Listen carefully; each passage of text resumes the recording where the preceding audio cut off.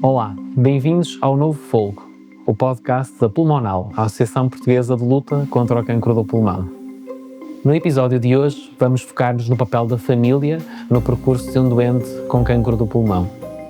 O diagnóstico começa por afetar o doente, mas os desafios estendem-se transversalmente àqueles que o rodeiam.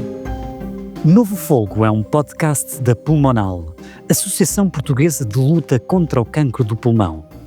A segunda temporada, Viver com Cancro do Pulmão, tem o patrocínio da Regeneron. Segundo episódio, Relações Familiares, Navegar a Doença em Conjunto.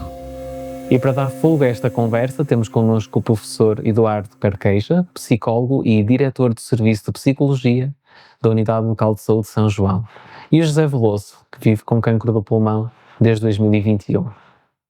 Professor Eduardo, José, muito boa tarde. Obrigado por estarem comigo neste dia, nesta tarde, a discutir um tema tão importante como a família. Se me permitisse, professor Eduardo, ia começar por si. O diagnóstico de cancro do pulmão afeta com frequência as estruturas de família e de amigos que no fundo acabam por rodear um doente. Como é que a família pode ser um pilar sem ao mesmo tempo ser uma sobrecarga e até criar demasiada exigência para um doente que vive com esta doença? Todos cumprimentar e agradecer o convite à Pulmonal. De facto, o diagnóstico, fazendo aqui uma pré-reflexão sobre a comunicação do diagnóstico, parece-me importante a forma como ela é comunicada, a forma como é dito ao doente. E naturalmente, se o doente aceitar e autorizar à família, vai ter um impacto no desenvolvimento da vivência. Muitas das vezes, a forma como se transmite a informação da doença é lacerante para, muitas das vezes, a confusão estar instalada no contexto familiar, as dúvidas ficarem muito evidentes, porque muitas das vezes, ao transmitir-se um diagnóstico, tende-se ou a ser, às vezes, muito violento da forma como se diz, ou a ser muito piedoso, escondendo a verdade. E o grande desafio da comunicação, que vai ter impacto objetivo, quer no doente, quer na família, é a competência na comunicação. Passando a este ponto em que a competência, de facto, da comunicação está presente, é um desafio para o doente e é um desafio para a família. E depois, naturalmente, o diagnóstico que cai num elemento da família afeta, se não é expectável, todo o contexto familiar. E depois tem a ver com a personalidade do próprio doente, se é uma pessoa que gosta, no fundo, de ser ele a gerir toda a informação, gosta no sentido de ter essa necessidade, de ser parte da sua personalidade, se é uma pessoa mais aberta e que partilha, ou seja, tem muito a ver como é que a família é antes. A família antes tem uma história, tem uma construção, e vai aqui ser desafiada, não é? A muita experiência. Porquê? Porque o contexto da família, temos o doente, a pessoa doente, e temos as pessoas que fazem parte deste agregado familiar. O doente sente, não é? E a família desconfia, experiencia, fica aflita, como é que há de fazer, não é? E penso que é na honestidade da comunicação, primeiro entre os profissionais de saúde, com o doente, com a família, e depois no próprio elemento da família, entre eles, esta comunicação natural de algo que temos que ter a noção que vai afetar o contexto familiar. Nada fica igual com o diagnóstico de uma doença oncológica, neste caso um cancro de pulmão. Mas seguramente o José tem esta experiência de como é que é isto, né? Na primeira pessoa, no contexto da sua família, mas temos que ter sempre, e penso que é importante refletirmos sobre isto, que é como é que é dar o diagnóstico, que vai ter interferência no doente e na própria família. O José, eu convidava a partilhar connosco quais foram assim, os principais desafios de comunicação no seu seio familiar, na sua experiência pessoal, evidentemente, que, sobretudo na fase inicial, mas naturalmente que também extensível aos outros momentos, até porque já vivo com esta doença há muitos anos. Quais foram os principais desafios? A ver, estranhamente, quando eu tive a noção do que estava a passar, foi através da pneumologista que me disse logo: atenção, que isto é capaz de ser complicado, isto foi-nos uma operação. E eu, não sei, por carga d'água, não veio aquilo não a levar muito a sério, não comecei a interiorizar muito. Eu disse: ok, pode ser um problema grave, muito bem. E na altura partilhei apenas com o meu filho e disse: olha, há aqui um problemazinho. Ele sabia a história, como é que isto foi iniciado. E por consequência, depois foi uma sequência de facto, à medida que iam as coisas sucedendo, os exames sucedendo, eu também lia muita coisa. É sempre perigoso os doentes porem-se a ler muita coisa. Acho que posso dizer que tive alguma atenção naquilo que fazia, e depois com a minha médica oncologista também se apercebeu do que eu andava a ler muito e, portanto, direcionou-me para onde é que eu podia ir. Como domino mais ou menos bem a língua inglesa, eu tive acesso a muita informação.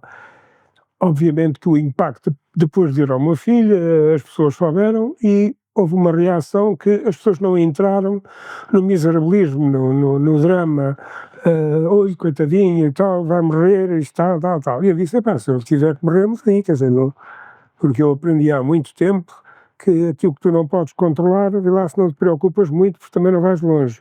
E, por consequência, digamos, o primeiro impacto familiar, uma vez que eu vivia sozinho, e foi coincidente quase com a situação, portanto, estava a viver sozinho, depois de me ter separado, e, portanto, isso foi um bocado forte.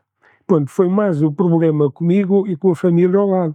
Só que a família mais chegada, digamos assim, nenhuma das pessoas entrou na desgraça, não. E eu aqui, se me permite abrir um parênteses, eu acho que é extremamente importante aquilo que nós trazemos da família, depois o que foi a socialização e depois o que é a educação que a gente teve nas escolas ou não. Ou seja, quando falha o mais elementar, não é só a questão ética que a pessoa pode aprender na família, é tudo o resto. Isto depois divide-se em mais não sei quantos casos, porque eu, como podem imaginar, eu quando estou numa sala à espera de fazer tratamento, eu vejo imensas pessoas, e uma das coisas giras que eu sempre tive foi observar e ver como é que as pessoas reagem. E então têm pessoas, para já vai a mulher, a filha, o marido, o gato, o cão, o passarinho, e a sala fica cheia, são 10 doentes e 50 acompanhantes.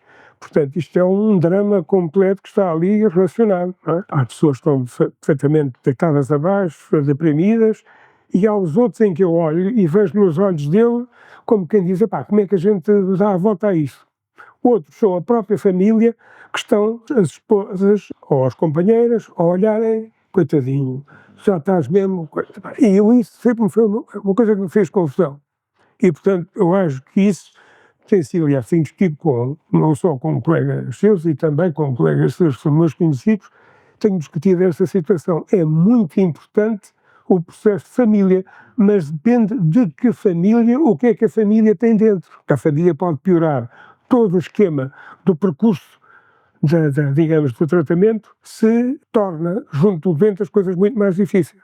A verdade é que muitas vezes existe até alguma preocupação, corrija-me se estiver a dizer alguma coisa de errado, mas existe alguma preocupação em proteger a família no momento do diagnóstico, muitas vezes convencidos que é a melhor solução e a solução mais adequada para uma determinada pessoa, e esse é entre outros problemas que podem interferir com uma comunicação eficaz que é crítica em todos os momentos da orientação de um doente com cancro do pulmão. Como é que sugere que esta comunicação possa ser mais oleada e que perspectiva é que tem sobre este tipo de abordagem que acaba por ser relativamente comum, de querer proteger os filhos ou os esposos nesta circunstância? O José foi aqui cirúrgico, exatamente, naquilo que disse da diversificidade que existe nos contextos familiares. E nós temos que conhecer também o que é também aqui um desafio para quem assiste, como para os clínicos, conhecer a família. De que forma é que nós podemos trabalhar isto? Porque eu não posso ter em conta aquilo que o José disse da vivência dele e comparar este exemplo que o José trouxe da sala de espera. É fantástico. É fantástico porque se nós nos pararmos a observar os comportamentos das pessoas na sala de espera, é aquela pessoa que diz que teve o cancro maior, que o oncologista disse que nunca tinha visto um cancro do tamanho, pessoa mais exuberante. É o outro que leva os iPhones, não é? Ou os auscultadores para não falar com ninguém. É o que põe o chapéu fazendo conta que está a dormir. É o que leva a família toda. Ou seja, nós temos que adequar a nossa informação ao contexto familiar. A partir do pressuposto da massificação. E depois isto é o desafio, é eu perceber que este contexto familiar tem aqui umas necessidades específicas não é? Leva-nos muitas das vezes a fazer aquilo que é o chamar a conspiração do silêncio, em que se evita falar e depois às vezes fazemos coisas que são tremendas.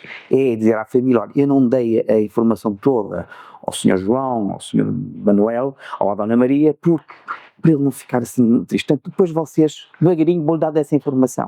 O que é que estamos a fazer? Estamos aqui a carregar esta componente informativa na família. A família não tem competências de comunicação a este nível, tem muita emoção e vai tentar gerir aquilo conforme pode.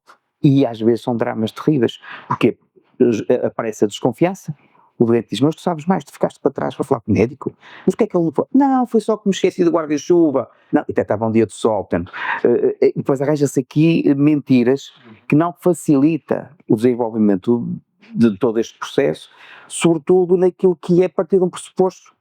Nós quando informamos, eu não posso informar sempre da mesma forma. Eu não posso comunicar sempre da mesma forma, eu tenho que me ajustar a cada pessoa, a cada doente, a cada contexto familiar. E este é o desafio, é eu perceber, conhecer e ser capaz de me ajustar.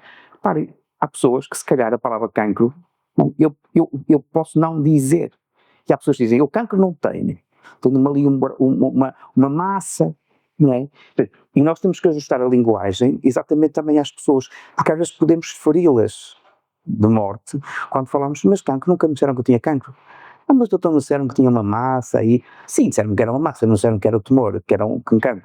Portanto, e nós temos que conhecer agora, isto é um desafio, e só nesta comunicação muito centrada no doente e na família é que nós profissionais conseguimos transmitir de forma adequada, porque senão podemos acertar-nos e falhar em montes, né? Do tipo, se eu comunico sempre da mesma forma, vou acertar nos e vou parar em muitos. Portanto, é um bocadinho isto, e agradeço esta reflexão que o José fez, porque de facto é isto, cada núcleo familiar tem as suas especificidades. O José fala que tem uma perda, não é? de uma relação, e tem uma perda que é o início de uma doença. Portanto, até aqui, porventura, tem uma especificidade diferente de uma pessoa que tem uma família que está construída, que está ali estruturada e que não há um corte, há um aparecimento de uma coisa nova, de uma doença. E isto é diferente, naturalmente.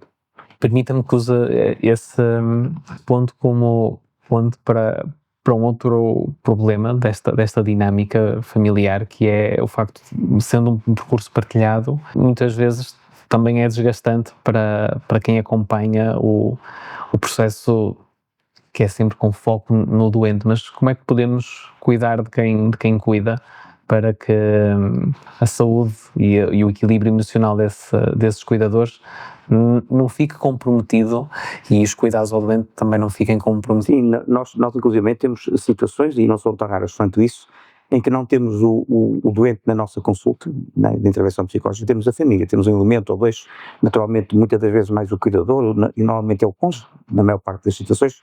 Porquê? Porque a sua estrutura, efetivamente, que é preciso estar disponível, tem a ver com a sua dimensão mais psicológica, é um constante atenção, tem que estar sempre pronto, a própria pessoa assume que tem que estar pronto, mesmo que não seja necessário, vai estar sempre em alerta, mesmo que o doente diga, não, eu estou bem, mas estás bem, mas de certeza, né? E é capaz de acordar de noite, depois cai-se na super proteção, que às vezes muito do nosso trabalho se a pessoa consegue fazer, se o doente está capaz, deixa-o fazer, esteja atento, vá, meta a rede, não pegue, né?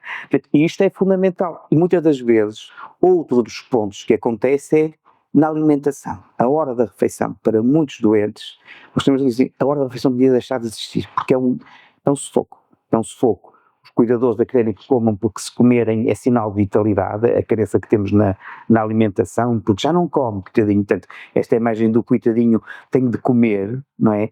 E é mais um ponto de conflito. Muitas das vezes a nossa intervenção, e como prevenção da fé para a exaustão do cuidador, é antecipar isto tudo, perceber que tipo de funcionamento aquela família tem, que tipo de personalidade dos elementos tem na sua vida, no seu dia-a-dia, e como é a interação. Se tivermos uma família super protetora, com vínculos até de dependência, não é tremendo. Porquê? Porque estão sempre, e é massacrante para o doente. Já chega a doença, já chega aos tratamentos, ainda tem, entre aspas, que levar com o excesso. E as pessoas fazem isto por bem. por amor. Só que são atos de amor mal direcionados, não é? E que depois causa também conflitos. E muito daquilo que nós fazemos exatamente é ajustar, refletir sobre isso. Fazemos um triângulo ali, não é? Com o cuidador, o doente, para falarmos disto de uma forma natural, para que o cuidador não tenha só o papel exclusivo do cuidador. E se esqueça de si. E não pode ser de todos. O José já vive com esta doença, felizmente, há vários anos. Permita-me que lhe peça para recorrer ao seu exemplo pessoal para transmitir a quem nos está a ouvir que estratégias é que as famílias podem usar para até estreitar laços e otimizar algumas das relações na circunstância de uma pessoa que tem o diagnóstico de cancro do pulmão. Vamos só pegar aqui nas palavras do professor, só para referir uma situação e indo ao encontro da sua questão.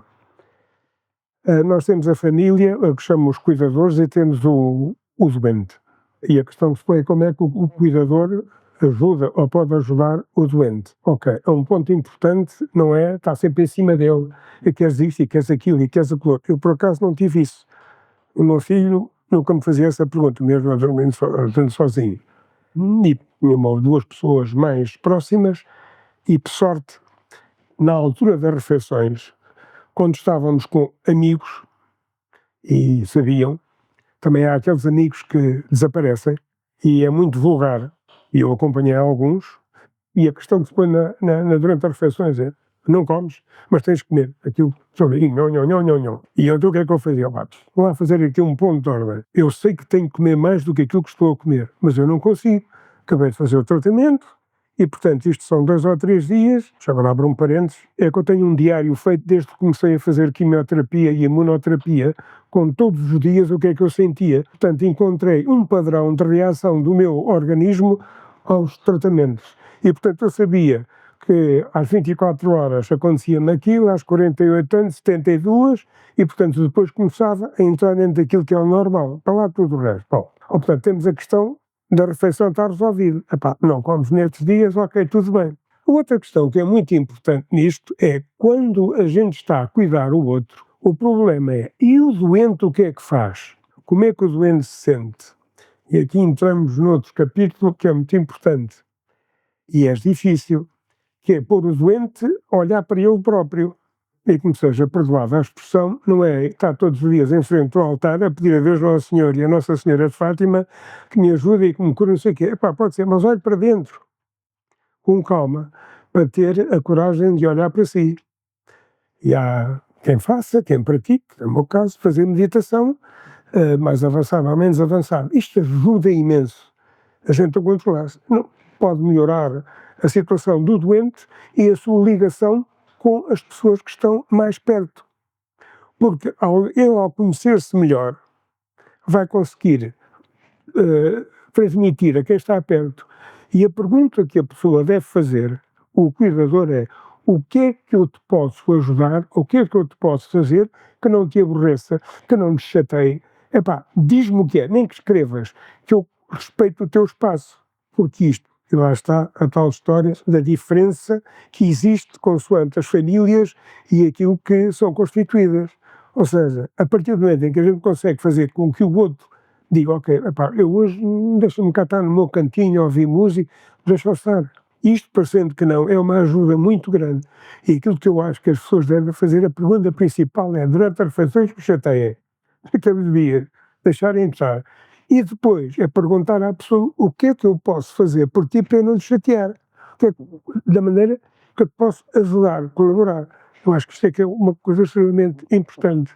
Bom ouvir esse testemunho, José. É verdadeiramente muito curioso haver uma ponte entre o terapeuta e o utente tão claro. Deixa-me fazer aqui uma pequena... Quando a pessoa fala no apoio psicológico, eu, por acaso, através do hospital e falando com a minha médica, a doutora Fernanda Felipe, que estimo bastante, eu disse: olha, vou falar com um psicólogo. E eu tinha já falado com um psicólogo, mas por outras razões. Vou falar com um psicólogo. E claro, fui falar com um psicólogo. E o que é que acontece? Aparece uma jovem psicóloga, formada há muito pouco tempo, e que estava mais nervosa do que eu, e começou-me a fazer perguntas. E eu comecei a desmontar as perguntas. E ela chegou a uma altura e eu também lhe dei os parabéns pela sinceridade. Disse: eu não tenho neste momento capacidade técnica para estar consigo e eu acompanhá-lo neste processo. Acho que foi uma honestidade tremenda. E eu disse: olha, muito obrigado, Justino, passo muito bem, foi fabuloso este bocadinho. Porque é muito importante que psicólogo é que eu vou falar. Tem que ser uma pessoa com algum traquejo, com conhecimento das relações humanas e enfim, toda a parte profissional que está inserida nesse campo.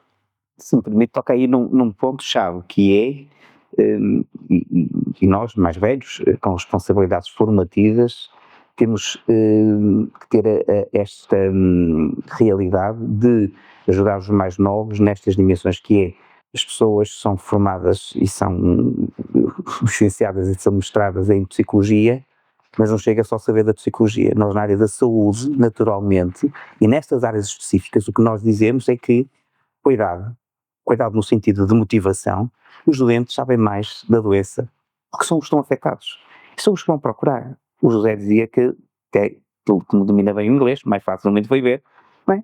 E aqui pode ser uma mais-valia. O que é que foi ver? E eu, enquanto profissional, digo, então o que é que eu posso, para além daquilo que vê, como é que nós podemos traduzir isto? Não é dizer, não vejo, porque não vejo, tapo um olho e vou vendo do outro, não é? Portanto, que é isto que acontece. Agora, mesmo na dimensão da psicologia, nomeadamente aquilo que nós chamamos da psicologia da saúde, com áreas específicas, falamos da pneumologia, falamos da cardiologia, falamos de várias áreas, não? Falamos de cuidados políticos, o conhecimento daquilo que é o agir do psicólogo tem que ir muito mais além do conhecimento científico da área da psicologia. Tem que saber coisas médicas, tem que saber que, por exemplo, um doente a fazer quimioterapia tem baixas, por exemplo, do humor, que faz corticoides, e que naturalmente o seu quadro depressivo pode estar mais agravado.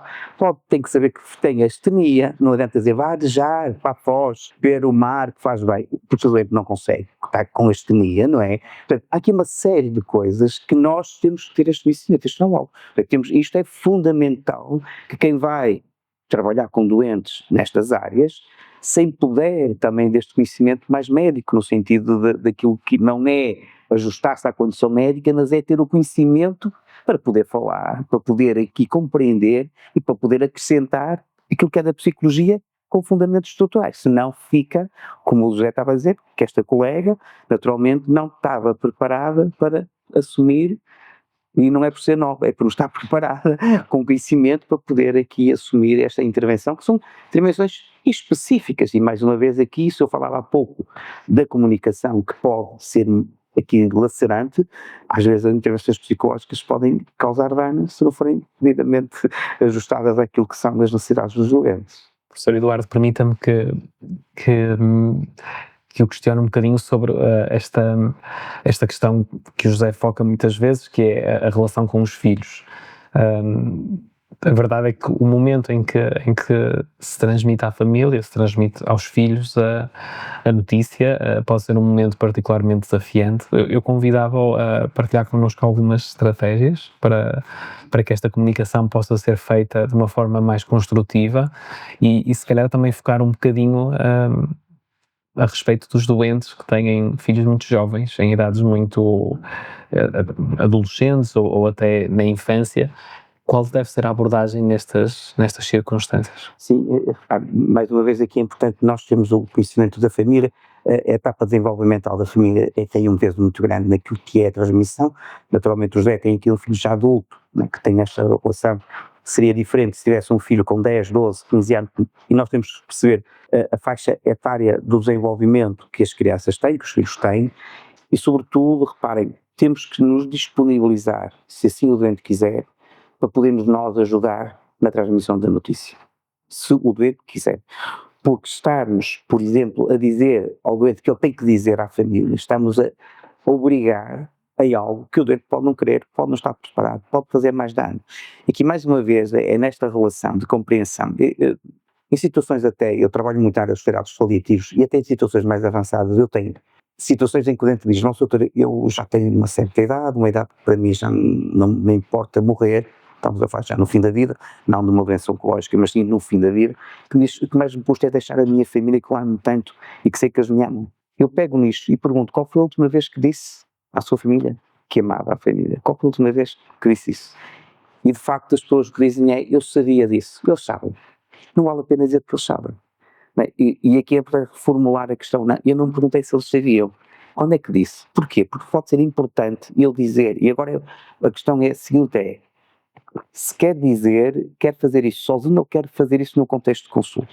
Acha que eu posso aportar aqui algo que retire esta carga emocional ou não? Eles antes que dizem, não, eu irei dizer isto desta importância. Ou outros dizem, não, se eu estou na próxima consulta eu posso trazer os meus filhos, posso também ter a minha esposa, por exemplo, ou ao contrário, a esposa trazer o marido e os filhos, e trazermos mais uma vez aqui a esta explicação. Naturalmente, a uma criança com 8, 9, 10 anos, nós teríamos de ter cuidado da forma que transmitimos. Não vamos transmitir a um adulto com 18 ou 20 anos da mesma forma. Portanto, é importante aqui mais uma vez termos este cuidado de ajustar a linguagem. Não, reparem, não omitir a verdade, mas tratá-la de forma que possa ser suportada pelas pessoas. E depois a verdade não é aqui um construto definitivo. Eu posso, aquilo que nós chamamos de oportunidade para comunicar, eu posso hoje não dizer, mas amanhã poder dizer, porque se calhar as condições são outras. E esta é de facto também aqui não só a arte, mas também aquilo que é o poder da comunicação. Aqui nós temos que ajustar o contexto familiar, mais uma vez, tendo em conta o grau de desenvolvimento da família, o tipo de vínculo e, naturalmente, estamos disponíveis para... Agora, não é, vais ao psicólogo para ele dar a má notícia, não é o psicólogo das más notícias que estica na imagem, não é? É ajudar, se calhar, até a pessoa, se assim ela quiser e entender que pode ser ela, empoderá-la para ela poder dizer de que forma, que técnica é que nós podemos dizer. Não é? Naturalmente, explicar que há o pai ou a mãe que está com uma doença, dependendo da idade da criança, para ela perceber. E é grave? Sim, pode ser. Não é? Portanto, e naturalmente ir dando, que agora é evidente, se nós largarmos a bomba, esses telhados serão enormes. Temos de ser também cuidadosos. Se o pai adoece ou se a mãe adoece, o pai está doente, não é nada, é uma gripe. E já sabemos que não é. E ele sabe que as gripes passam rápido. Claro. E o pai não passa. Então estamos a mentir. Estamos a criar desconfiança na criança. E depois, como é que é? Vamos mentir, o pai fica internado, ou a mãe, está no hospital, e o pai pode morrer. Não morre, não. E um dia o pai morre, ou a mãe morre. E depois? O hospital é o sítio onde as pessoas vão, estão bem, e depois morrem. E mais uma vez a desconfiança está instalada. Portanto, tudo isto tem que ser muito cuidadosamente trabalhado, não é? No fundo, o João é oncologista, não é? As doses têm protocolos de química, não é? Dá-se a dose toda. Não é chato assim, não é? Portanto, até aí, reparem, nestas dimensões, passa muito por isto também. José, eu gostava de o convidar a falar ao vivo, para partilhar uma mensagem final para os doentes e sobretudo para as famílias que convivem com uma questão de saúde semelhante à sua. Se eu tivesse lembrado desta, tinha escrito aqui uma pequena cábula que era para não falhar nada, mas, enfim, mesmo que não seja por ordem dos acontecimentos, mas vai lá, temos o primeiro ponto, que é quando o doente é informado que há uma coisa que não está bem. E a primeira pessoa que me disse, não foi a médica que fez o TAC e que disse, aqui uma coisa mal, foi a pneumologista, que eu vi apenas 2 ou 3 vezes, e que foi absolutamente direta e objetiva, diz, olha, há aqui uma coisa, eu desconfio pela minha experiência que pode ser complicado. E eu quero que seja operado, tal. Deu-me a informação. Eu, ok, encaixei aquilo e digo, está aqui um problema. Portanto, isto é o primeiro ponto, o indivíduo que recebe, digamos, a notícia. E depois lá está aquilo que o professor estava a dizer. Depende do contexto. E quando eu digo o contexto, qual é o grau de socialização, qual é o grau de instrução, qual é o grau de formação, que isso corresponde, quer dizer, há aqueles que se fecham e não dizem mais nada, isto é uma desgraça, e outros que tomam atitudes mais drásticas e pronto, é um acompanhamento. E o que eu acho que é o mais importante, quando se recebe esta informação, tem que se partilhar quase de imediato à pessoa que está mais perto, aquela que tem, seja a mulher, seja o marido, o cara, o companheiro, seja o que for, e dizer, olha, eu fui fazer tal, isto parece que há aqui um problemazinho e tal, vamos lá ver o que é que isto faz, tem que fazer uma biópsia e tal, não sei o quê, pronto. Primeira passagem, para mim, no meu caso, foi o meu filho. Ele disse, ok, vais fazer isto, até lá a gente vai respirar. Sim, mas olha que a pneumologia disse-me isto, ok, pronto, e o meu filho ficou preparado. O primeiro ponto é a família não entrar em paranoia. e não agravar mais aquilo que a informação por si só traduz para o doente. Depois lá vem a capacidade de encaixe que o doente tem para gerir isto. Se me perguntar a mim, como é que você ficou? Abanou, claro que uma pessoa abana, porque eu sabia, agora disse, espera aí, eu tenho que ir saber como é que é isto, e daí eu ter andado a vasculhar várias coisas. E falei com como é que eu sei disto, como é que eu reajo, como é que estou reagindo em várias vertentes.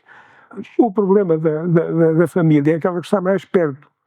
Não devem, a questão das refeições, não chateie o homem nas refeições, ele não pode comer, não há azar, há de comer, depois não há problema. E tentarem perceber qual é o ciclo de reação que ele tem nos tratamentos, porque há pessoas que têm no segundo dia, no terceiro dia, no quarto, há outras no quinto ou no sexto. Ou seja, os efeitos colaterais não são de todos, para todos iguais, pode haver variações. E, portanto, a família, se perceber disso, acompanha o doente, não está em cima do doente a dar cabo da cabeça e vai dizendo, transmite ao doente a ideia de que eu estou aqui para te apoiar, diz-me, como há bocado disse, o que é que eu te posso ajudar, acompanhamos-te nos tratamentos, queres que a gente vá contigo ao tratamento? E me fizeram uma pergunta, eu digo, não, primeiro tratamento não quero, fui sempre sozinho. Fui para o Hospital de Gaia, que eu não sei o nome técnico do hospital, o nome, fui de Uber, o meu filho saltou a cabeça, pai, tu vais de Uber para o Hospital de Gaia, ficava para não ser operado, fui, almocei, preparei-me 4 horas, fui, porque agora nem toda a gente pode ser, um grande amigo meu, que é seu colega, e que me diz assim, José, tu és maluco, mas estás quase. Eu digo assim, estou a tempo, para quê? Isto é importante, dar liberdade ao doente, agora também é preciso o doente ter essa possibilidade. A família, o mais importante, é falar com o doente e dizer o que é que eu te posso ajudar. Não é dizer tu tens que fazer isto e tu deves fazer aquilo porque o doutor disse eu não sei o quê, porque a enfermeira disse que eu não sei o que mais, tu vais sentir isto e aquilo e aquilo outro e não sei o quê. Há uma lista de efeitos colaterais e se as pessoas começam a ler a lista... Possíveis, não é? Não possíveis, exato, possível. As pessoas começam a ler isto, é a mesma coisa que ler a bula dos medicamentos. O médico aceitou isto, o médico não está bom da cabeça, eu vou morrer com isso de certeza absoluta. Isto é a mesma coisa. Portanto, a melhor forma é o diálogo.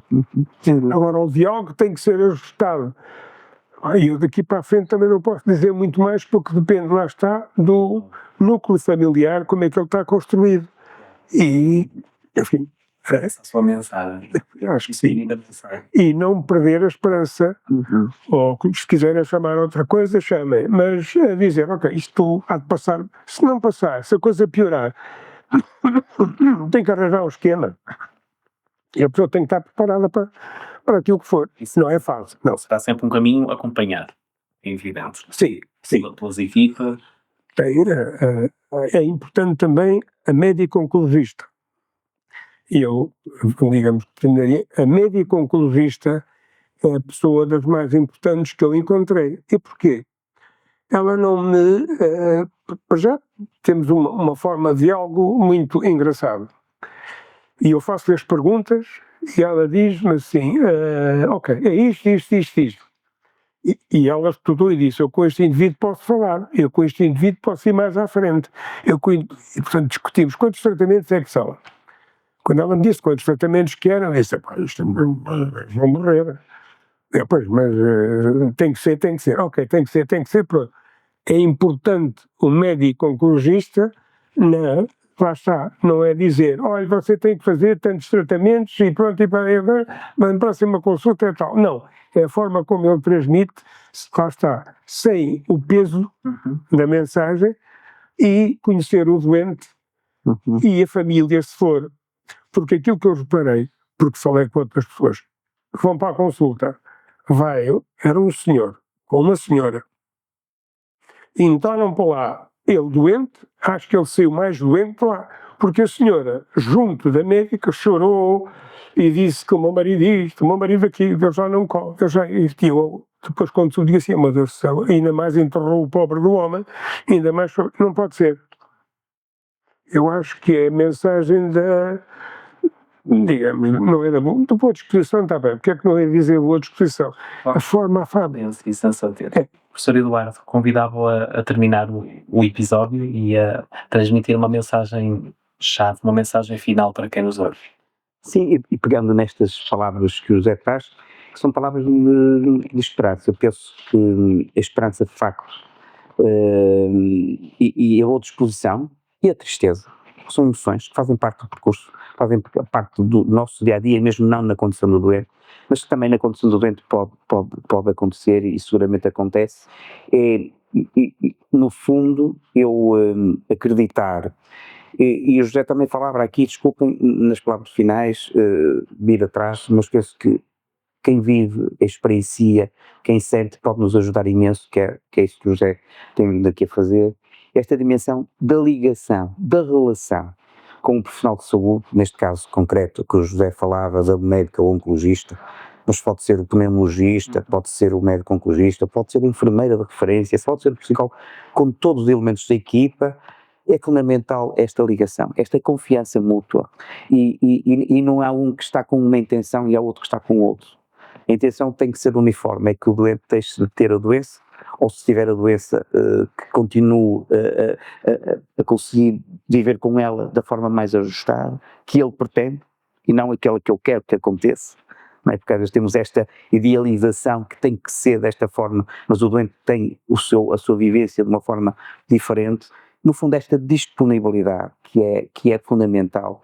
E uma relação que eu vou terminar dizendo uma palavra que é muito usada, que eu acho que devemos ter todos uma relação amorosa neste caminho, do amor puro, não do amor sexualizado, mas no amor da relação que nós temos com as pessoas, porque é isso que nos move, o doente enquanto pessoa, os profissionais enquanto pessoas, e é nesta interligação amorosa que eu acho que nós podemos linkar a relação com os doentes e com os profissionais de saúde. Muito obrigado, professor Eduardo, e muito obrigado, José, pelo seu testemunho. Muito obrigado.